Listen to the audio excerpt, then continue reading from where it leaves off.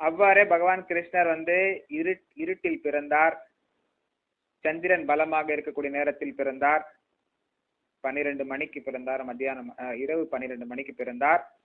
அனைவரும் உறங்கிக் கொண்டிருந்த நேரத்தில் பிறந்தார். சுயரூபத்தில் தோன்றினால் 4 கைகளுடன் சங்க சக்கர கதா பத்மத்தை ஏந்தியவாறு தோன்றினார். ஆனால் தாய் தந்தையர்களின் வேண்டுதலுக்கேற்றவாறு கம்சனிடம் இருந்து தப்பித்துக் கொள்வதற்காக சாதாரண குழந்தை போல தன்னை மாற்றிக்கொண்டார். அந்த சிறுவனை பகவான் கிருஷ்ணர், குழந்தை கிருஷ்ணரை வாசுதேவர் கோகுலத்திற்கு கொண்டு சென்று அங்கே விட்டார். அங்கிருக்கும் பெண் குழந்தை அழைத்து வந்தார். அதை கம்சன் கொல்ல முயற்சி செய்தான். ஆனால் அது துர்கா சக்தி ஆயிற்றே, துர்காவை கொல்ல முடியாதல்லவா. கம்சனிடமிருந்து தப்பித்து அது அவனை எச்சரித்து